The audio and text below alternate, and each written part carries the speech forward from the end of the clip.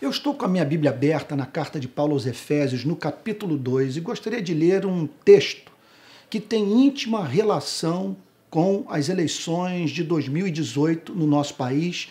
Veja só, do ponto de vista de uma pauta moralista que está presente hoje nas discussões que são travadas. Diz assim: ele vos deu vida, estando vós mortos dos vossos delitos e pecados, nos quais andastes outrora, segundo o curso deste mundo, segundo o príncipe da potestade do ar, do espírito que agora atua nos filhos da desobediência, entre os quais também todos nós andamos outrora, segundo as inclinações da nossa carne, fazendo a vontade da carne e dos pensamentos, e éramos, por natureza, filhos da ira, como também os demais.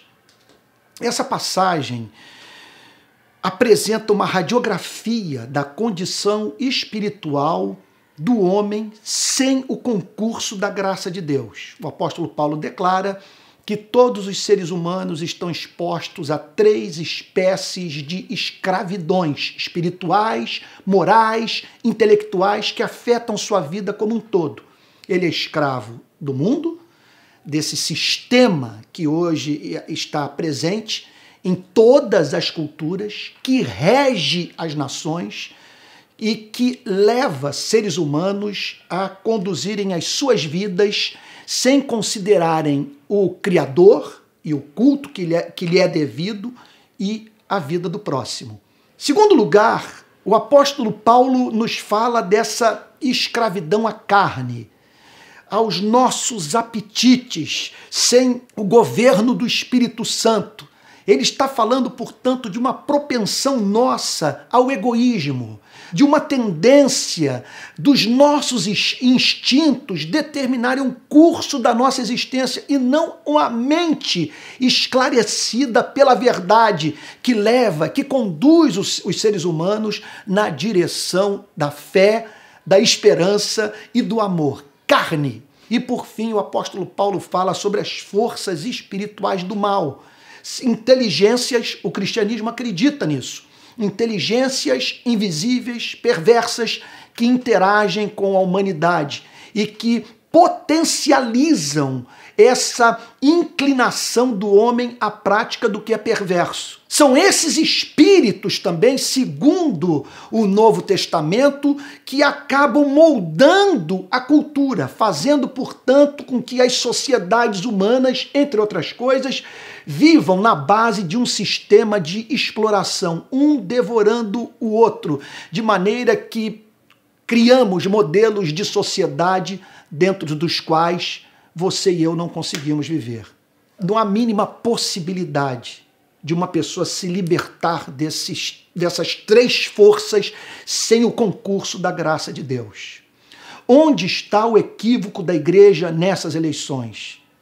É acreditar que a posse de um presidente da República, cujo discurso, veja só, num ponto ou outro, isolados, se ajusta à moral da igreja, que isso por si só é suficiente para que os seres humanos vivam uma vida diferente da vida que eles vivem, de maneira, portanto, que a maré, que um setor da igreja chama de maré marxista, cultural, que ela seja detida. Alguns têm essa esperança, com mudança de legislação ou como a não imposição de uma pauta que não respeita os valores do cristianismo. Contudo, na história do cristianismo, essas batalhas são vencidas com oração, com Pentecostes, com batismo com o Espírito Santo, são vencidas com conversões,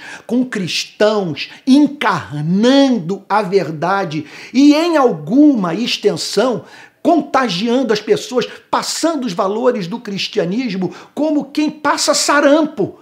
É alguma coisa assim que é fruto de relação, que acaba, portanto, moldando em alguma extensão a cultura, sem que legislação seja necessário para entrar nesse aspecto privado, nesse aspecto íntimo, nesse aspecto onde reinam essas forças poderosas. Veja, não estou longe disso, de dizer que nós não devemos nos preocupar com a cultura, que ser sal da terra e luz do mundo não pode ter algum efeito dissuasor da prática do mal.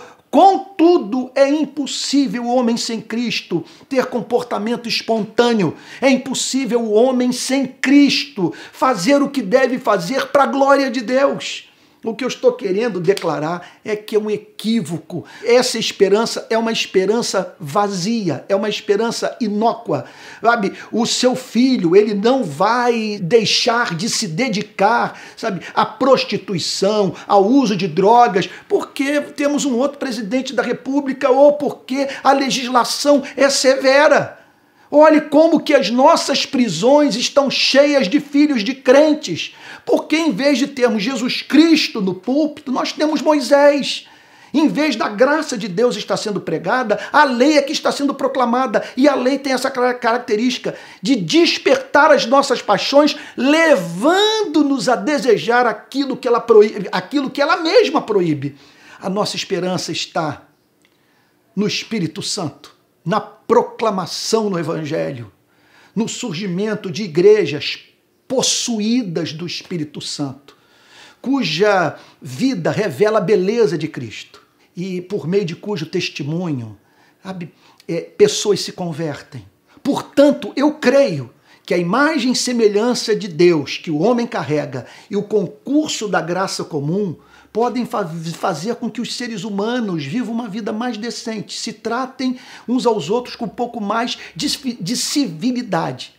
Mas se você é cristão, tanto quanto eu, você haverá de convir que o nosso sonho maior é que pessoas encontrem a Jesus Cristo. Pois sem Jesus, esses avanços são sempre relativos, são sempre frágeis e carentes daquela espontaneidade, daquele senso de inevitabilidade que se apodera do coração do que está apaixonado por Jesus.